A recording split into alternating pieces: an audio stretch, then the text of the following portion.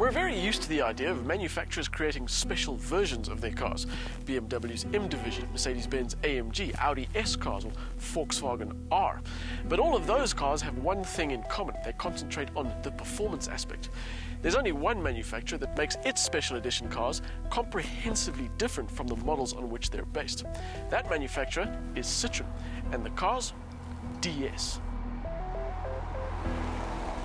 And it seems to be a winning recipe. So far in South Africa, the DS3 and DS4 are outselling their more plain siblings, and no doubt Citroen will want to achieve similar sort of success with this, the DS5. It is quite simply incomparable, this car. It looks like nothing else on the road. It's almost mental in its design approach, and it is beautiful. There isn't a single panel or angle on that car that's boring to look at. It's got more detail on its wheels than some cars have got in their entire bodies. The DS5 is based on the C-Sport Lounge concept that was shown in Frankfurt in 2005. But the final production version is more concept car than the concept car. And even though there are a lot of details, they all live together perfectly. There's nothing on the road that pushes boundaries more than this French artwork. It immediately stands out as something unique, but without being a show-off. It's just an amazingly crafted piece of automobile that looks a decade ahead of everything else on the road. Even those things that could be pointed out as odd, like the immense chrome strip that runs along the bonnet to the A-pillar, or the spoiler that's mounted halfway up the rear windscreen, don't seem to be anything more than little accents that add to the whole effect. And then there's the interior. The press info on this car carries on about how the interior is inspired by aeroplanes, but in truth it's more like a spaceship. And I'm not just using that as a superlative. My first impression when I got in this car was that it could actually be a prop from a sci-fi movie. Things like the central tunnel and the individual sunroofs, the arrangement of the instrument cluster, and the way it all closes around you makes you believe that when you put your foot down, you're not just going to pull off, you're going to take off. Even if you aren't a Star Wars fan, you can appreciate the detail in here. Like the outside, there's a lot going on. Things like the storage bits above your head, the switchgear, the aluminium, the LED lighting, and the incredibly crafted seats with their watch strap design. At first it's a little overwhelming, but your head soon wraps itself around all the details, and you find yourself enjoying the comfort, electric heated seats, iPod connection, Bluetooth, dual zone climate control, and good space. All of which means very little if it's horrible to drive. Engine options in the DS5 include a 115 kilowatt petrol and a 120 kilowatt diesel, both with 6-speed automatic gearboxes. We've got the 1600 turbo with 147 kilowatts and 275 newton meters, and a 6-speed manual.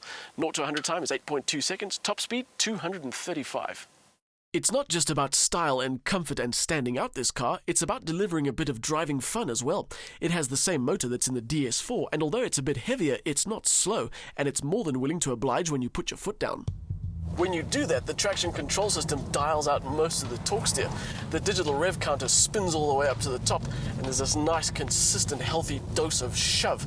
In the corners, the DS5 has got quick, accurate steering, and the grip is decent, but there's just not enough feel through the steering wheel. The over-assisted steering means the DS5 isn't the sharpest tool in the shed, but considering its overwhelming strength in most other aspects, it's easy to forgive it that particular shortcoming. In terms of the drive, one of its biggest positives is in making life behind the wheel as straightforward as possible.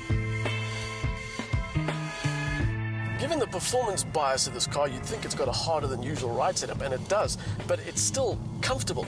It's got a flexible motor that delivers what you want when you want it, and all the interactions with the car are all very easy. There's only one uncertainty about this car, and that is exactly who is it competing against?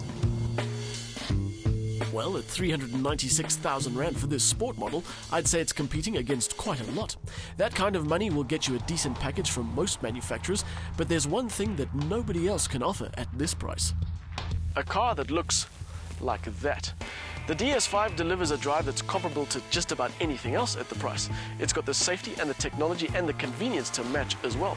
But there's one area where it absolutely towers above everything else, and that's individuality and a sense of real style.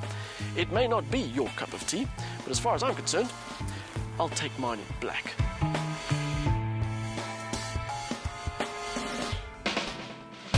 The engine capacity may be limited, but turbo assistance means there's plenty of power and torque, while a 6-speed manual gearbox underscores the car's sporty intentions. Spectacular styling, a great interior and attention to detail make for a unique and characterful car. Pity that the steering can't communicate all that excitement.